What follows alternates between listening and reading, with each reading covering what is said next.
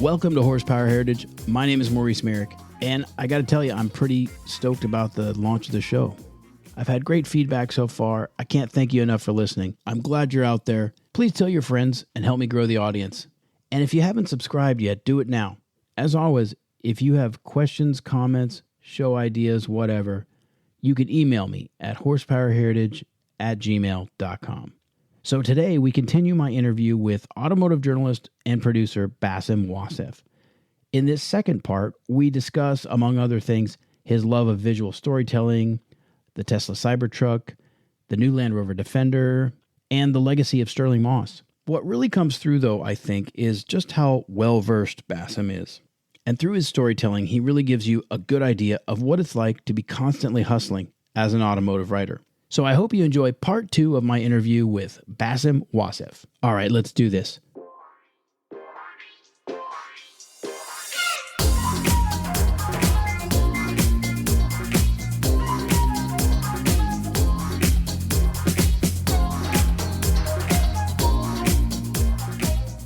We're back here on Horsepower Heritage. I'm with Basem Wasef, who is a freelance automotive journalist and a producer. Let's talk about that.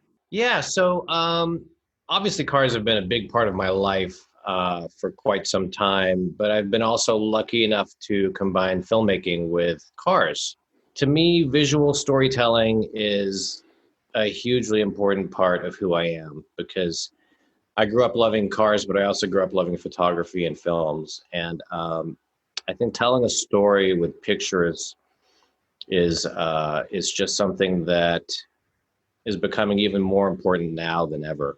I could stare at a great photograph for a long time. And then I can also get sucked into a visual story that's filmic or cinematic in a way that grabs you in a different way.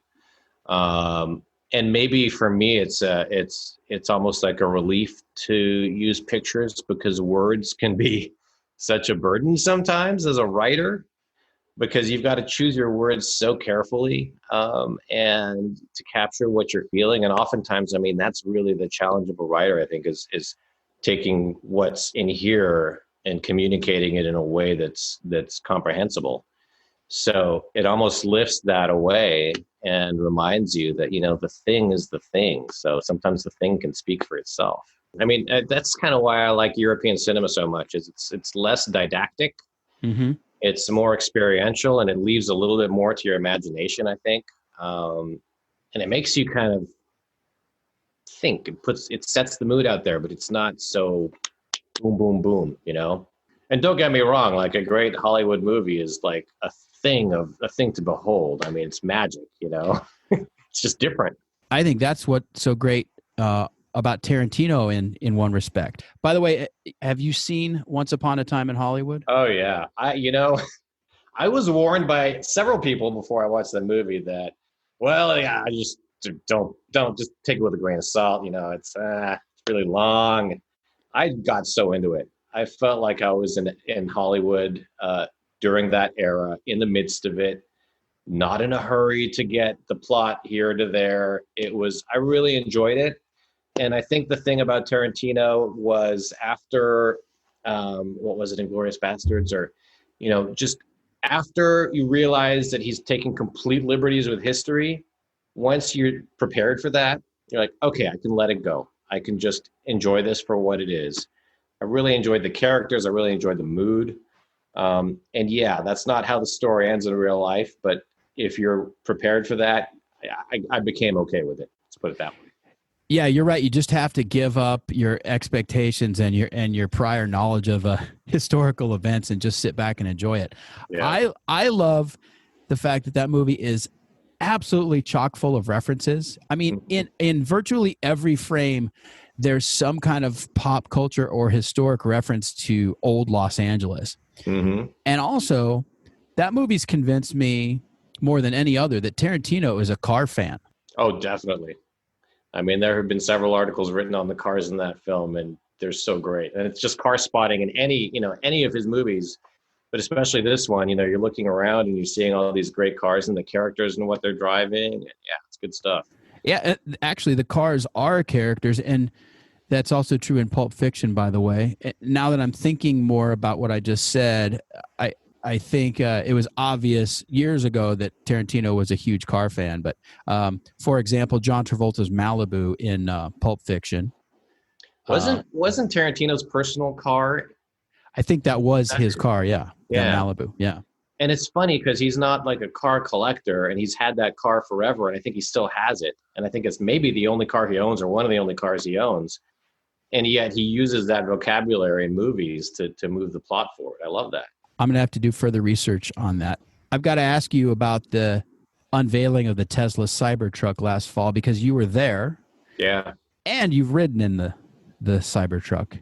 Mm-hmm. What were your impressions? It's really fascinating. The experience, to me, it's fascinating. The experience of being in the room there had a complete dichotomy for me from where I was standing because the way Elon Musk sets up these unveilings, this was in his design studio. The floor of the event was all enthusiasts. It was Tesla Club members. It was owners. It was people who you would think that they were being paid to be there because they were so pumped up. And anything he said was met with, it was just this incredible energy. You felt like you were at a rock concert. It was precisely like the unveiling of a new iPhone. Yeah, like the biggest, best iPhone ever. And then they had the rafters in the back where all the journalists were. So we're back on the rafters with sort of an elevated but sort of removed distance-wise view of him on stage. So we're still not that far away, but there's a definite difference between us and the people on the floor. And so hearing that energy, but then hearing the banter of the people around me, all of my colleagues, it was a real dichotomy because there was a lot of skepticism on the, there's a lot of like, oh, God, look at that thing. Oh. And then when they're trying to demonstrate the glass and it broke, it was like the people on the floor were like, okay, yeah, anyway, what else? I mean, the whole room was a little bit aghast, but it was such a dichotomy, And then when he was announcing like the torque figures and the towing capacity, you could hear the back of the room go, like really? But the energy was so different up front. And then everyone kind of when the presentation's done, everyone siphons out to the parking lot to get rides in the thing. So we're all mixed in together. And all the journalists are like, can you believe this? Oh my God. Because we just came off the LA Auto Show and, we're so used to mainstream cars and mainstream presentations that are canned. It was like, information overload here. And everyone on the floor, a lot of people on the floor were sitting there literally putting their order in for the truck because they set off the order list right after the event was wrapped up. So this whole like duality is happening around me, and then we're all getting rides in the truck. It was an incredible circus. He puts on a great show. Circus is exactly the right word, and I don't mean that as a criticism. People are still debating whether the glass breaking was a put on or not. What did they mean for it to break? Because the headlines that they got from that stunt, I mean, that was millions of dollars in PR. I can't imagine he meant it though, I mean he likes to keep people guessing. I tend to agree with you that was unintentional, but it certainly worked out for them. Yeah, I think in retrospect it was unintentionally or intentionally or whatever brilliant because like you said, I mean think about the tens of millions of dollars the car makers spent just before that for the LA Auto Show. Whining and dining and big flashy presentations and, putting people up from all over the world to attend the unveil and then go to the next unveil that's 8 minutes later at the next stage at the show. All that got lost in the mix after the Cybertruck. That's all people were talking about. And mainstream media was talking about too. Totally. Basem, putting aside all of the hype and the scene, the circus, how about the product or the prototype, I should say, because it's not really a product yet, but what is the Cybertruck like? Because I tell you what, I'm one of those people who I would have one in my garage. Give me the triple motor. Yeah, we talked about this briefly, and I think it looks just cool enough and weird enough to want. And my wife like 2 weeks after the event, like literally one morning, she woke up and the first thing she said was, "I dreamed about the Cybertruck." Like, what else? What else? What other car in recent memory has done that to you? Um, it's the shock of the new. And when I saw it for the first time, it took some time to process because it doesn't even look like a truck. There's a lot of leeway I'm going to give it based on my initial impressions because I know it's such an early build. It's not even really a build; it's a prototype. So yeah, some of the panel gaps were big, and there's some weird construction in it. I'm really curious to see where it evolves and what it goes into, and if it will be something that is as good as as people hope it is. Because I mean, I think there's one thing that you can say about Elon. It's like you don't want to underestimate the guy, and people have made careers out of trying to underestimate him, and then him going out and figuring out a way to make it work. And let alone all of his space stuff, all the other stuff he's doing. It's like the guy has a history of doing things and figuring out how to make them happen when they seem impossible. So some of the criticism that I've read of the Cybertruck is kind of from the layperson's point of view where, I'm a tradesman, I hang drywall, whatever. I need a work truck, and that thing is not a work truck. And I tend to agree with them, but I also don't think it's aimed at that segment of the market. Elon knows full well that most of the full-size trucks that are sold in the United States are not sold to tradesmen. They're sold to families who need a big family hauler. They're not going to have a bed full of tools and materials. They're going skiing. They're going on vacation, or they're just hauling the kids to soccer practice. And we're talking about the pragmatics of building cars and what you need to do. If you try to target Ford, Ram, all of these Chevy, all these massive truck makers who have been doing it for so long and have dialed it in and have made it cost effective and have made them the numbers 1, 2, and 3 selling top cars in the US, what's the point? Mercedes-Benz tried to build a pickup truck, and they're Mercedes-Benz, and they just announced they're abandoning it. Never made it to the US anyway, but they were selling globally for a little while. It's like, you can't beat Ford, Chevy, and Dodge at the game. You've got at what they're defining as the game. You've got to go left field and make something that people want for a different reason. Okay, so we've hit on the Cybertruck, and that kind of begs the larger question, which is where is the EV going? Because a lot of people are predicting the demise of the internal combustion engine, and not in 50 years, but maybe in 10 years. How do you see that? Elon Musk surprised everybody with the success of Tesla. Nobody saw that coming. There were so many people that said electrics are a flash in the pan. He can't pull it off. How could he make it scalable? And the answer, I think, for Tesla was the supercharger network.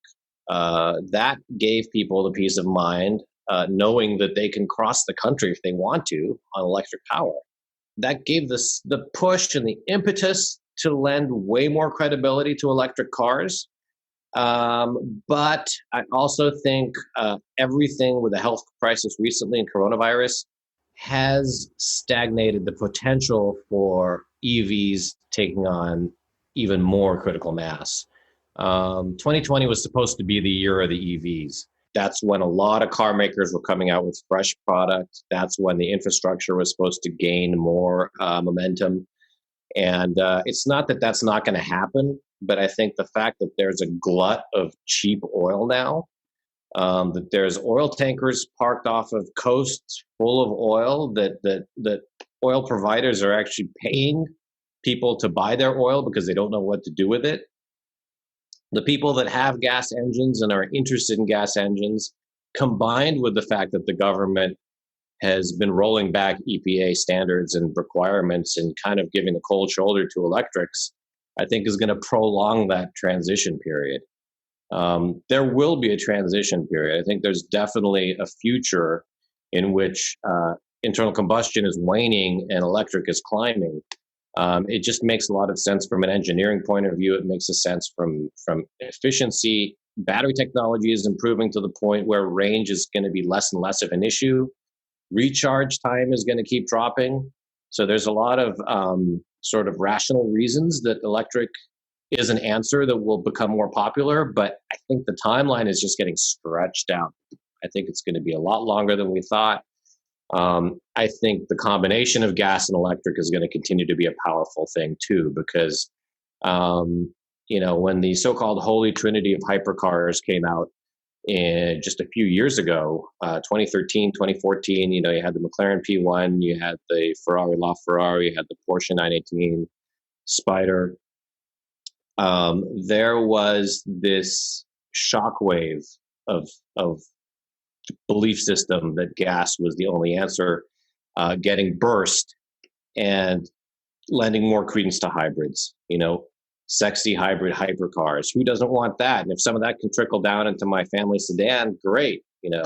That shifted the conversation, but I don't think it's the end all be all, at least not for a while. Yeah, I think the conventional point of view forever has been electric cars can't be fun. Mm-hmm. And a number of manufacturers have just proven that to be false very recently. In fact, have you driven the Porsche Taycan? I have. I actually road tripped it from Denmark to Hamburg, Copenhagen to Hamburg. And? It's phenomenal. It's got everything that critics of the Tesla Model S could point a finger at, and it answers it. It's a true driver's car. It's completely engaging. It's got remarkable build quality. It feels very solid. It feels very contemporary. And it's no wonder that Elon ran to the Nürburgring and tried to set lap records with the Model S when it was coming out, because that's the target. Model S developed such a strong cult following. You go to any major city in the United States and they run around like, they're everywhere. They're a status symbol. They're desirable. They're very progressive. But for true car guys, there's something lacking. And then from a performance standpoint, you just can't wail on a Model S the same as you can in a regular performance car. You can't do laps of Laguna Seca without getting a thermal indicator that says you got to slow down. And the Taycan answers that with an 800-volt system that has so much redundancy in terms of performance that it'll do launch control as many times as you want to back, and you're not going to get that ding, ding, ding, you got to stop for a minute and wait. So it's satisfying in that performance car realm. And they're starting to introduce the 4S, which is more affordable and, more realistic options, and that'll only get better. So there's promise in electric, but, there's always something that makes you love a gas engine in a different way. Hey, Basem, does that car feel like a Porsche? Because I think that's what a lot of people were afraid of, was that, it just wouldn't have that same bloodline feel. That was the opening of several pieces that I wrote about it. Not necessarily the opening. I buried the lead a little bit, but I think the real differentiator is that you have this DNA that's built into the car that ultimately you're not sure where it comes from, like just the way, right when you do that initial turn in a corner, the way the steering feels, the way the throttle responds, the way the chassis settles into a corner, it feels like a Porsche. One criticism I will give to the Taycan is that I wish it had one pedal driving. I wish you had really heavy regen, so when you lift it off of the gas, it was like hitting the brakes. It's almost like Porsche was a little bit stubborn on that one point, and they said, well, we're Porsche, we don't do that. One pedal driving is not for us. But having driven enough EVs where you can do that, it's one of the selling points. If you're performance driving on a twisty road and you don't have to lift off and move over and brake, if you're just doing that to let off to get it into a corner, there's something that recalibrates the way you think a performance car should drive. It's a great thing. And they'll get there, They're like 99% of the way there. Could this be analogous to engine braking? It's exactly like engine braking, but you lift off of the gas, and then you're effectively slowing the car down. So you're treating the gas pedal like a rheostat. So If you want to slow down, it's not that you lift completely off; it's that it's almost like you're bleeding the brakes off and setting up for a corner. think about gas in reverse. So you're doing this and then doing this without having to lift the pedal. Gotcha. Well, hey, I'm interested in your thoughts on the new Land Rover Defender, which is a totally different animal from Tesla or a Porsche Taycan, but a lot of the old guard Land Rover guys were not happy with the unveiling of the new Defender, and it's referential, but it just seems to lack a certain character. Now, in fairness to the new Defender, we're talking about a character that was 75 years in the making, and you can't start over and expect it to have that same excitement. The other thing I'll say is that Land Rover is, like every manufacturer, required to design and build cars based on a lot of new regulations, whether they're safety regulations, impact regulations, or fuel efficiency. So having said all that, what were your impressions of the new Defender? I understand you were one of the journalists who went to Africa to test a fleet of 110s and 90s, correct? Yeah, we drove 110s in Namibia, and we did some pretty remarkable terrain. We covered some very challenging off-road situations. We were in very remote places. We were far from any kind of aid. They brought medics, they brought mechanics, they brought engineers. They're beaming information back to the UK. It's a very challenging launch for them logistically.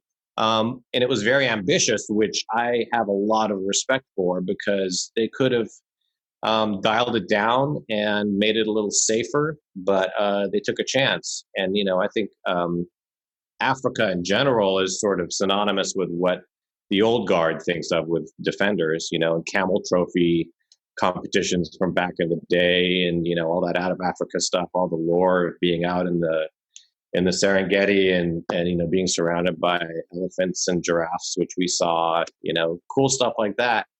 But about the vehicle, it really proved itself to be capable, and it ticked all those boxes. It was really pull us out of some sticky situations.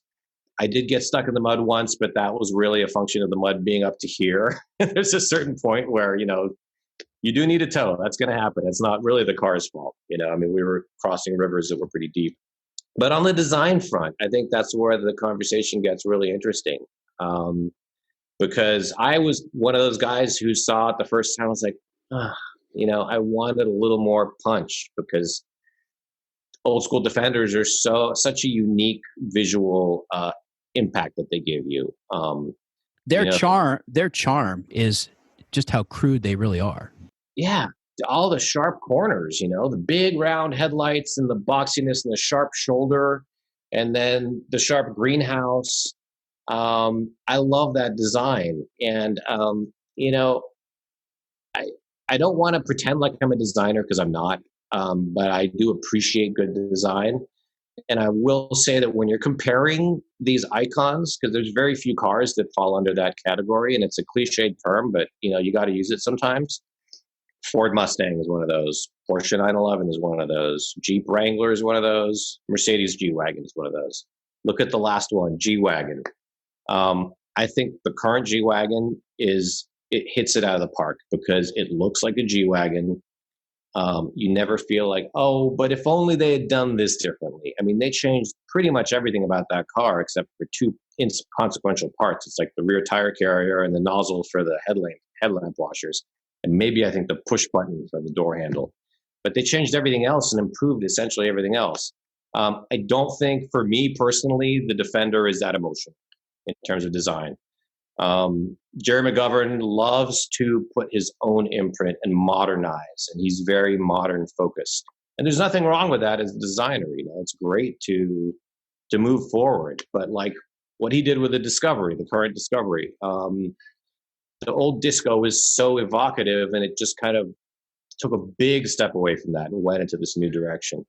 And the new Discovery is still very capable. It's still a very capable off-roader, but I don't think it quite has that sort of emotional trigger anymore that people think of when they think of Discovery. So yeah, the new Defender for me, I would have to spec out in a very particular way to get it looking unique enough for me to feel like when you walk away from it, you look over your shoulder, you're like, yeah, you know, Right. I'd have to kit it out quite a bit, you know, and very car geeky stuff. You know, you got to go for the steel wheels, you know, the modern alloys. You know, I want the snorkel. I want that safety box in the back where you can put your emergency kit that's waterproof. You know, you want the step ladder that goes up. You kind of have to do all these things for me to be like, okay, yeah, I could rock it. You know, Right. Well, I think that what it's going to take for the new Defender to really become loved is we're going to need to see them get some bumps and bruises. We're going to need to see them doing work and getting beaten up. And even fairly new Range Rovers are entering that phase of their existence where, you know, they're at the bottom of their depreciation curve and people are taking chances with them that new ones just don't see, you know, in terms of off-roading and everything. Don't be fooled by the luxury high-end appeal of Land Rover products, because under the skin, they are incredibly capable vehicles. They are world-class, and I don't think anybody would argue that point. 100%. I mean, one of my first professional exposures to the brand involved an adventures trip to Moab, and driving the Discovery, driving the full-size Range Rover in Moab.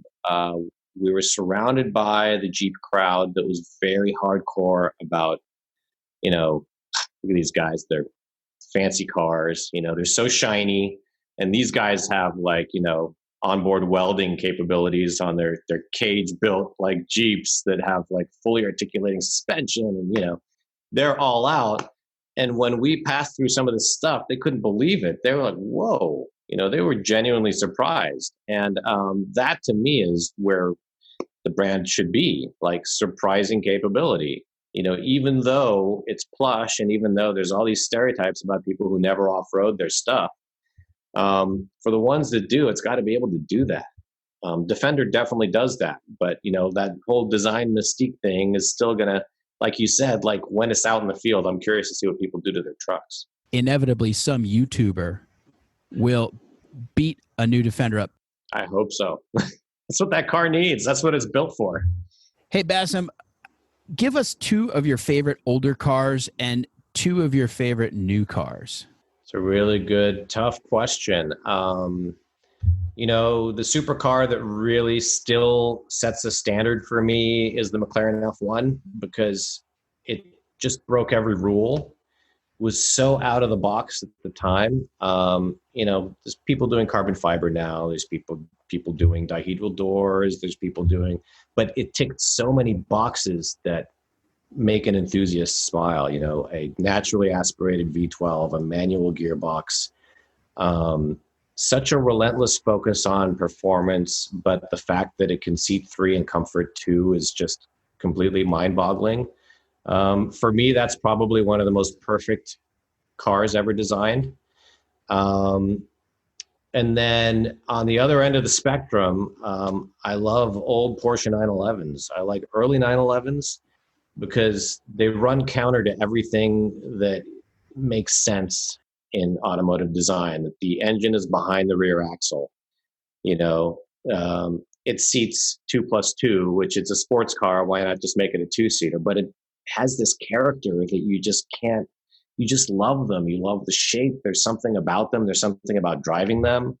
They're not the most perfect cars, but the character is something that's really evocative. Two of my new picks. That's a really good question. You know, without taking the easy choice and saying the latest, greatest 911, because I have a thing for 911s. I love them. You know, it's not the most advanced car right now, and it's just about to be discontinued.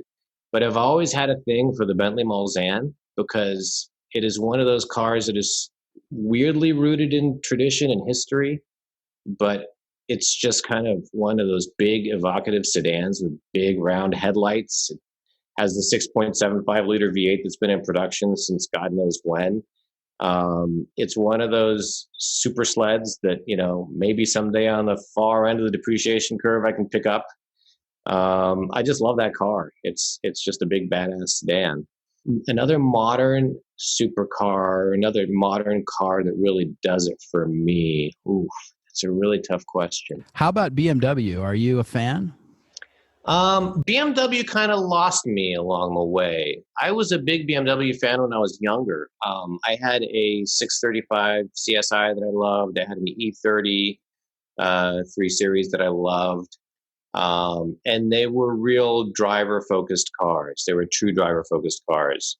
And somewhere along the way, they still make 1 or 2 driver-focused cars, but they've focused so much now on making everybody happy that I don't feel like they have fulfilled their ultimate driver, ultimate Driving machine. Driving machine. Thank you.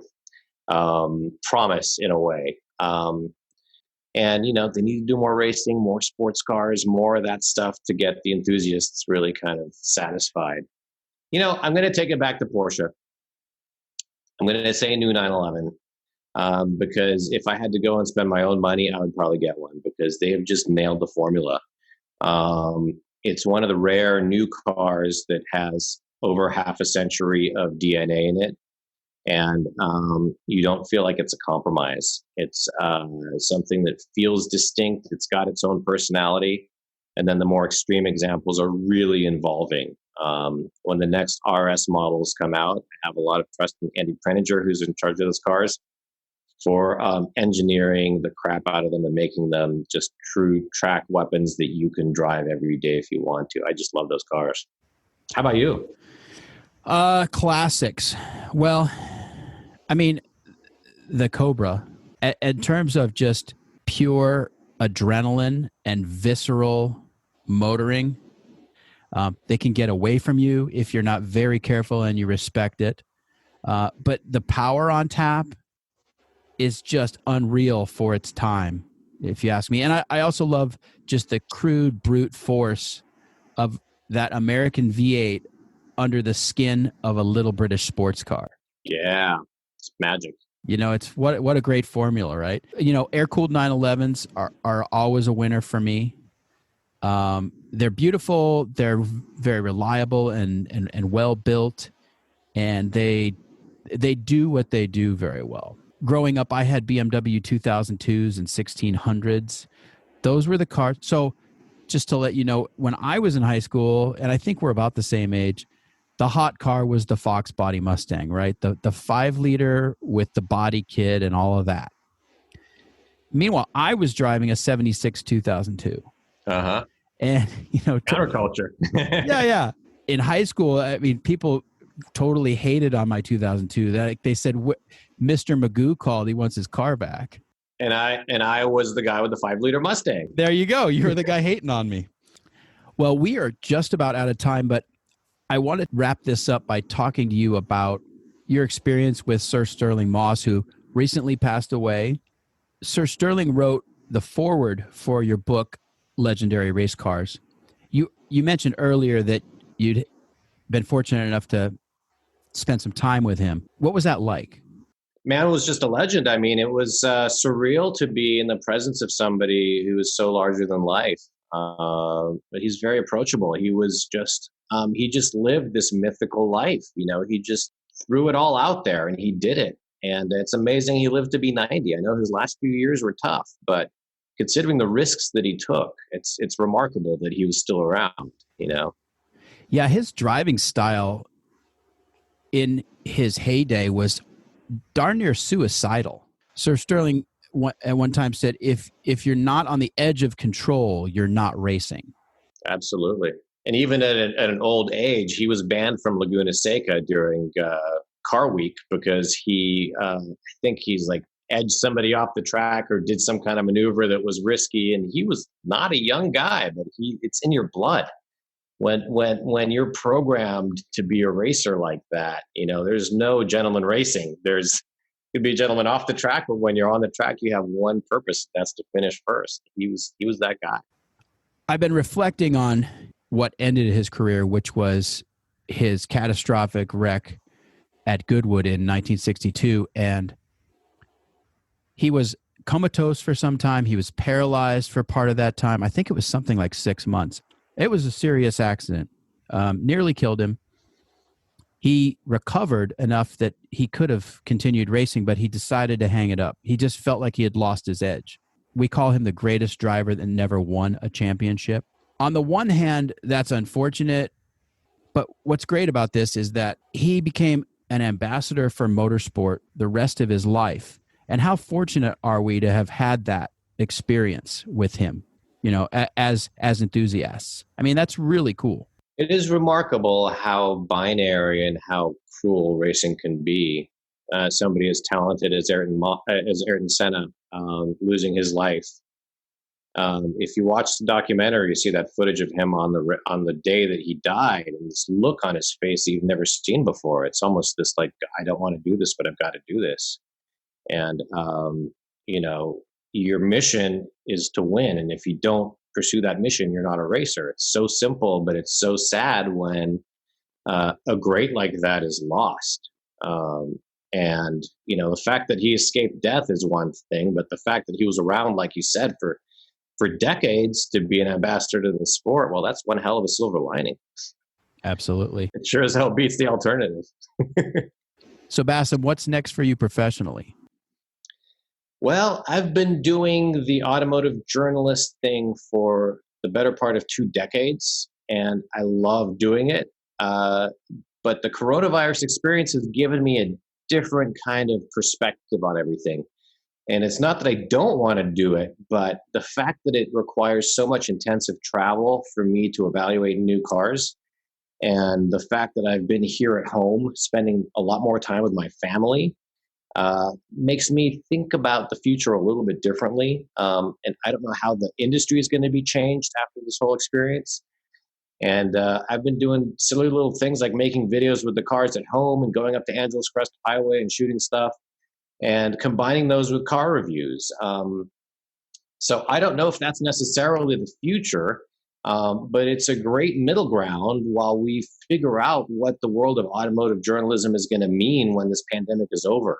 Basem, how can people reach you? My most frequent online presence is Instagram. So it's my handle is Basem Wasef. And, you know, I'm starting to do the YouTube thing a little bit more. I'm on YouTube a little bit more. And those are really like the 2 easiest ways. Hey, I want to thank you again for joining me today. This has been super fun. And I think we covered some really interesting ground. Thanks so much for having me, Maurice. It's been fun. Thanks, buddy. All right, everyone. That does it for this episode of Horsepower Heritage. I hope you enjoyed it, and we'll see you on the next one. Don't forget to subscribe to the show, click that 5-star rating, and leave me a review. All of those things will help me reach more gearheads like you. Until next time, I'm Maurice Merrick. Thanks for listening.